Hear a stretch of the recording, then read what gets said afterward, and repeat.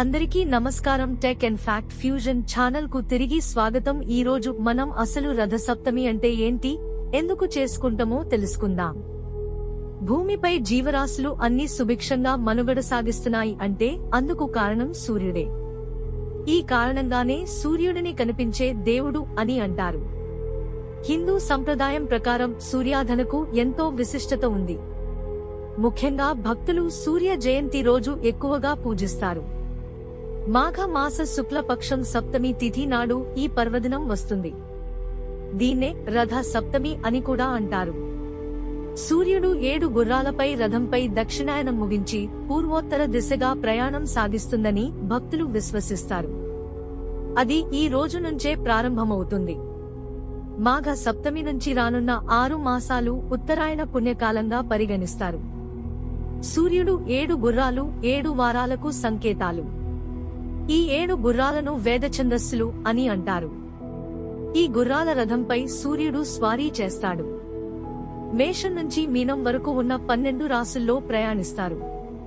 ఈ 12 రాశులను పూర్తి చేయడానికి సూర్యరథానికి ఏడాది సమయం పడుతుంది. సూర్య జయంతి అంటే సూర్యుడి పుట్టినరోజు కాదు. రథాన్నెక్కి సూర్యుడు సాగించే ప్రయాణం ఈ రోజు నుంచి మొదలవుతుంది. విశ్వం ఒక సర్కిల్ అనుకుంటే దానికి 360 డిగ్రీలు ఉంటాయని గణిత శాస్త్రం అంటోంది. సూర్యుడు రోజుకు 1 డిగ్రీ చొప్పున సంచరిస్తూ 360 రోజులలో ఈ సర్కిలేని పూర్తి చేస్తాడు. ఇది ఒక సంవత్సరం. అందుకే జ్యోతిషులు ఈ సృష్టి చక్రాన్ని 12 రాశులుగా విభజించి ఒక్కొక్క రాశిని 30 డిగ్రీలుగా విభజించారు. సూర్యుడు ఒక్కొక్క రాశిలో సంచరించే కాలాన్ని ఒక మాసంగా పరిగణించారు. మనకు కనిపించే సూర్యుడు ఒక్కడే అయినా విశ్వంలో ఇంకా 11 మంది సూర్యులు ఉన్నట్లు ఇటీవలే పరిశోధకులు గుర్తించారు. కాని మన భారతీయులు వేదకాలంలోనే ఈ 12 సూర్యులుని గుర్తించారు. వారే మిత్ర, రవి, సూర్య, భగ, పూష, హిరణ్యగర్భ, మరీచి, ఆదిత్య, సవిత, అర్క, భాస్కరులు. వీరే 12 మాసాలకు ఆదిదేవతలు. వీటి కారణంగానే 12 రాశులు ఏర్పడ్డాయి. సూర్యుడు ఒక్కొక్క మాసంలో ఒక్కొక్క రాశిలో సంచరిస్తాడు. సూర్యకాంతిలోని కిరణాల ప్రభావం వల్లే శరీరానికి సహజసిద్ధంగా విటమిన్ డి లభిస్తుంది.